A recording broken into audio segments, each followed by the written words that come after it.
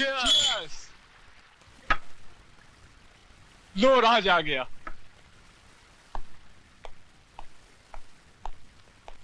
राज, आज बहुत देर कर दी, कहाँ रह गया था? हिसाब बराबर करने में जरा वक्त लग गया। हिसाब? कैसा हिसाब? तुम शायद भूल गए, प्रकाश की शादी में एक लड़की ने मेरे मुंह पर तमाचा मारा था। हाँ तो? आज मैंने उसके मुंह पर ऐसा तमाचा मारा है कि अब वो जिंदगी भर सर उठाकर जी नहीं सकेगी। हरामजादे!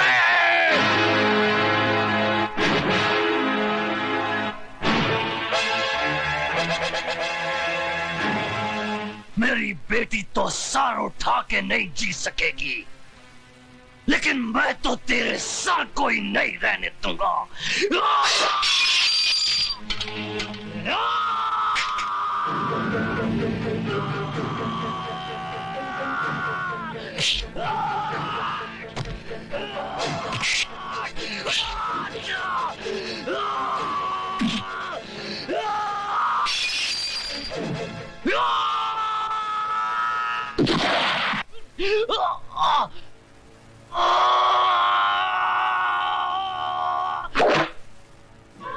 बाबा, बाबा, बाबा आप ठीक तो है ना बाबा? Arrest him! विनोद, छोड़ दे मुझे! मैं इस हरामजादे को जिंदा नहीं छोड़ूंगा। इसने हमारी भला किसको इसके किए की सजा मिलेगी बाबा। इसको इसके किए की सजा मिलेगी।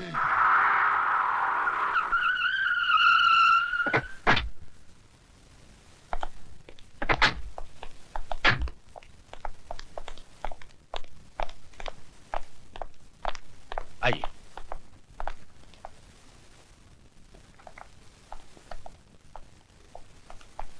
मैं हूं एडवोकेट वाघमारे और आप हैं राय बहादुर दीवानचंद।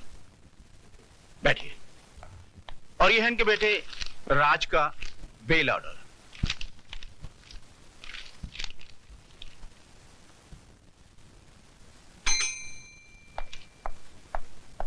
Yes sir.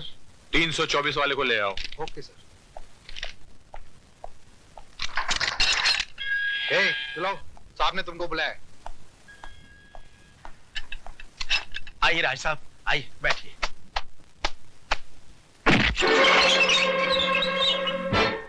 जब तक बाप खड़ा हो बेटे को नहीं बैठना चाहिए। लेकिन इनके बाप तो ये हैं और ये बैठे हुए हैं। बाप थे जब ये सिर्फ बेटा था, अब ये मुजरिम है। कानून इसका बाप है। Just who do you think you are, Inspector Khan? I don't think. I know who I am. मैं भारत सरकार का सिपाही हूं, जिसे हक दिया गया है कि जो कानून की लकीर पर पांव रखे उसके पांव काट कर फेंक दो। इंस्पेक्टर खान, तुम्हें यह वर्दी सिर्फ इसलिए मिली कि तुम मुजरिम को गिरफ्तार करो, इसलिए नहीं कि तुम उसे सजा भी दो। और आपको यह काला कोट इसलिए दिया गया है कि आप सच्चाई को अदालत के सामने पेश करें, इसलिए नहीं कि अपने मौकिल की भड़वागिरी करें। अरे जिस रुमाल से आप अपना मुंह साफ करते हैं, उसी रुमाल से आप अपने मौकिल की गंदगी साफ करते हैं। वाह, आपकी तो तारीफ करनी पड़ेगी इंस्पेक्टर खान। एक पब्लिक सर्वेंट होके पब्लिक के साथ कैसा सलूक कर रहे हैं। थोड़ी तारीफ अपने बेटे की नहीं करेंगे, जिसने एक मासूम लड़की की इज्जत छोटे छोटे बच्चों के सामने नीलाम कर दी। तुम मिडिल क्लास के हो ना, तुम्हें क्या मालूम कि अय्याशी क्या होती है, दौलत का नशा क्या होता है। वो सारा नशा 7 साल की सजा सुनते ही उड़ जाएगा। वो मैं अदालत में देख लूंगा। चलो बेटे, let's get the hell out of here.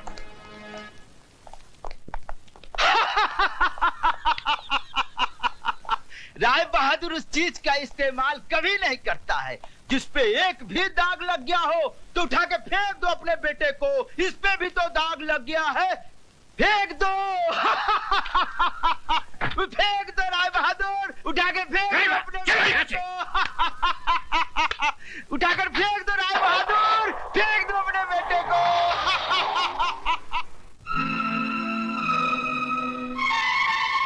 Rai Bahadur उस चीज का इस्तेमाल कभी नहीं करता है जिस पे एक भी दाग लग गया हो तो उठा के फेंक दो अपने बेटे को। इस पे भी तो दाग लग गया है, अरे जिस रुमाल से आप अपना मुंह साफ करते हैं, उसी रुमाल से आप अपने मॉकटेल की गंदगी साफ करते हैं।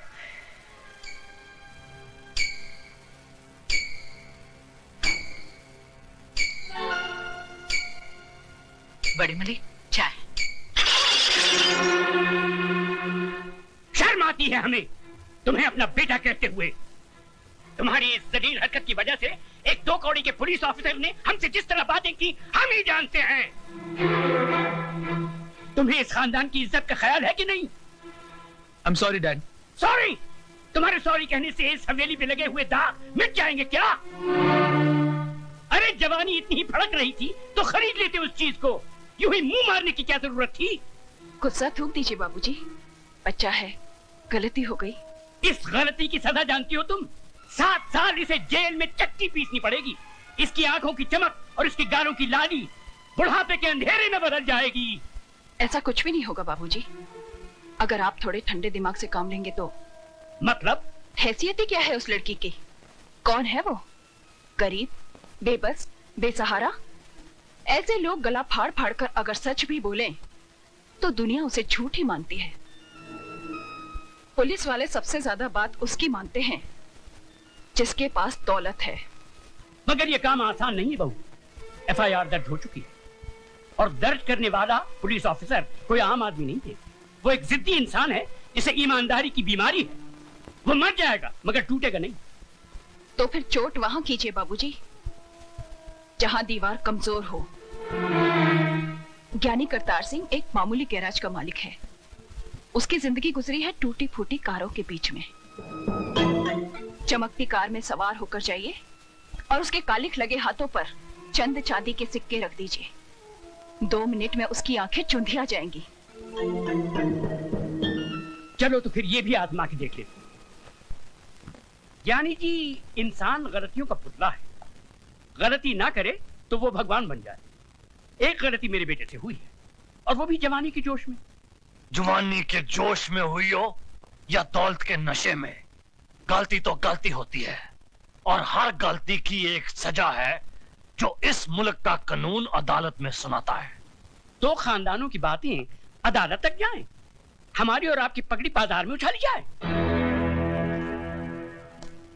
हमारी पगड़ी तो आपके बेटे ने उछाल दी, अब आपकी पगड़ी की बारी है।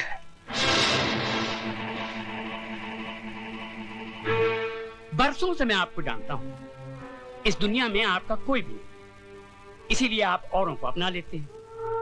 ये लड़की भी आपकी नहीं, अनाथ है। धर्म, जात, खानदान किसी का भी तो कोई पता नहीं।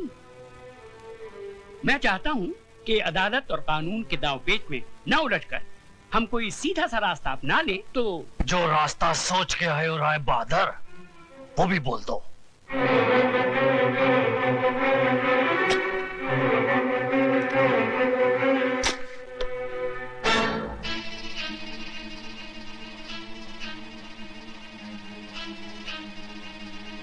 ये 2 लाख रुपए हैं। उस लड़की ने इतनी बड़ी रकम देखना तो दूर सोचा भी नहीं होगा। ये आप उसे दे दीजिए, वो इस शहर से कहीं दूर जाकर एक नई जिंदगी शुरू कर सकती है।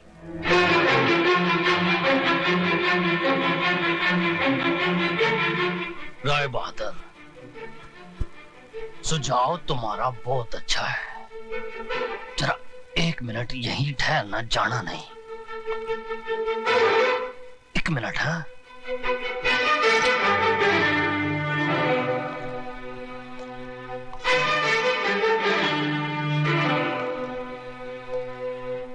आपने मेरी बेटी की इज्जत की कीमत बहुत कम लगाई है, लेकिन मैं ऐसा नहीं करूंगा। ये 2 लाख नहीं 4 लाख रुपए हैं। अपने कार की बहू को रात को मेरे साथ सुला दो। ये मौका।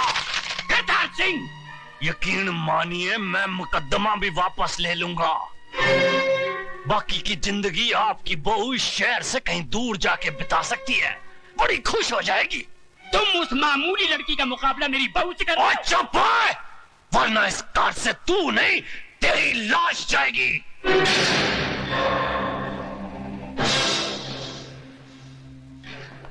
वो दौलत का जिन्ना जोर लगाना लगा ले, जेल की चक्की ना पिसवा दी ना तेरे बेटे को, तो मेरा नाम सरदार करतार सिंह नहीं, पुट्टे चक देगा तुहाडे सबदे।